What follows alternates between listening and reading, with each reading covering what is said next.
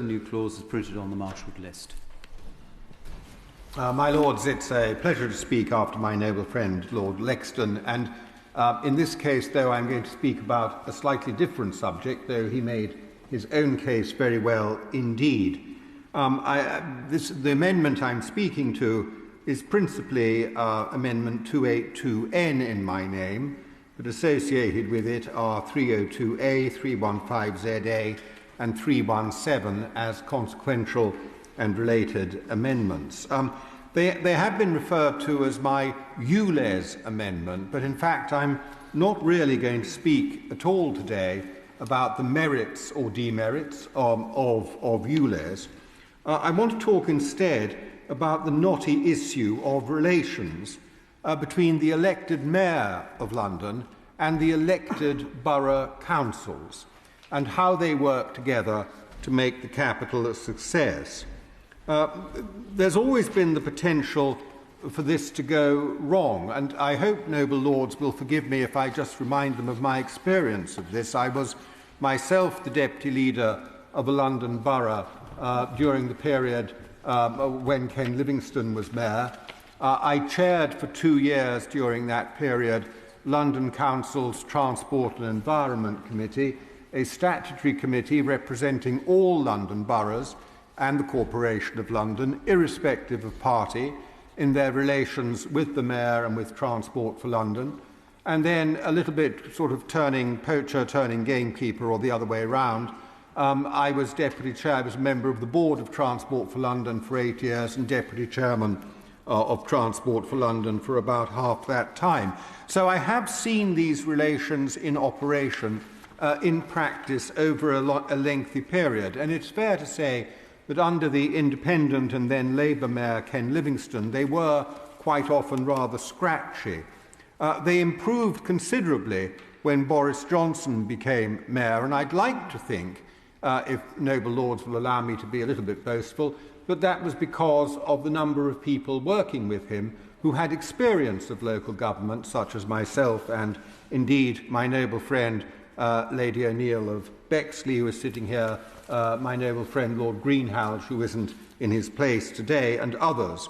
And there was a much more collaborative relationship. Now, under the current incumbent, that collaborative relationship has continued in many respects, and that is to be welcomed. For example, the boroughs and the mayor have worked together closely on active travel programmes and various other matters. But clearly, in the case of the extension of the London ultra-low emission zone, they have collapsed.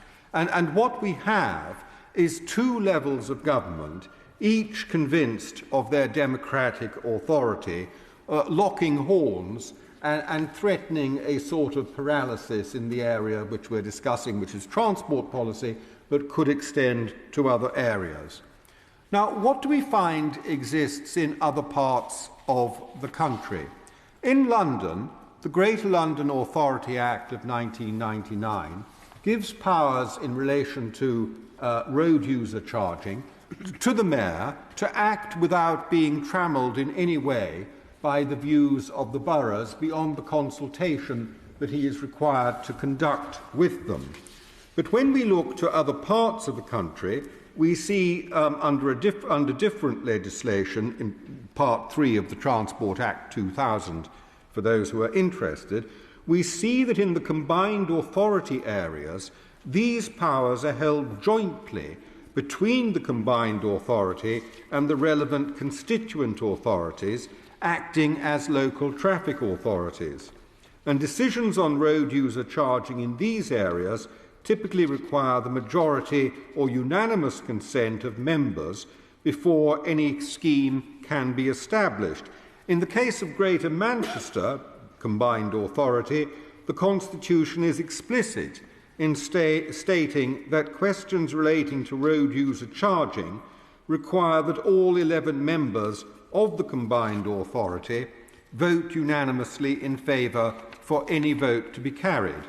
In the West Midlands Combined Authority, changes to transport matters require either a simple majority or unanimous vote, depending on the question to be decided, and the members who are entitled to vote. In neither of those cases could road user charging be introduced without the collaboration and assent of the constituent authorities. It's rather different from London. I instance those points to say that in this country we can embrace a different pattern of the distribution of power here, and simply trying to extend in a small way some of that co-responsibility that exists in Manchester and Birmingham to the arrangements in London is the essence of what my amendment proposes. The amendment seeks to rebalance this by bringing the decision-making in London more in line with what exists in the rest of the country. What it does is it gives a new power for London Borough Councils to opt out from certain road user charging schemes in future. To opt out, not to veto, but to opt out. And first of all, it is only operative where the principal purpose of a road user charging scheme applying in the council's area is the improvement of air quality. And secondly, it will only be available to London Borough Councils which are already meeting air quality standards and objectives under the Environment Act 1995, and I say in parenthesis that currently no London borough is meeting those standards, or they have an approved plan to do so, an alternative plan to the one being advanced by the Mayor to be achieved through road user charging. There's no free ticket here away from the responsibilities for air quality that London boroughs have. And where the Council can show to the Secretary of State's satisfaction that it is likely to achieve and maintain improvements and has that plan, then the Secretary of State will be under a new duty to approve their alternative plan and making them in that way eligible to opt out from certain TfL charging schemes. Now, the combined effect of these various conditions will be that there will be no impairment on the air quality obligations falling on London boroughs, but there will be the opportunity to show that they can meet them in a way that is more acceptable to their local people as they judge them on the basis of their democratic mandate. And I think that would be a modest and sensible rebalancing of power. It is focused, it is proportionate, and it is good common sense. I see that my noble friend, the Minister, has indicated her support for the amendment and the associated other amendments, and I very much hope that they will find favour across your Lordship's House. My Lords, I rise in support of the Honourable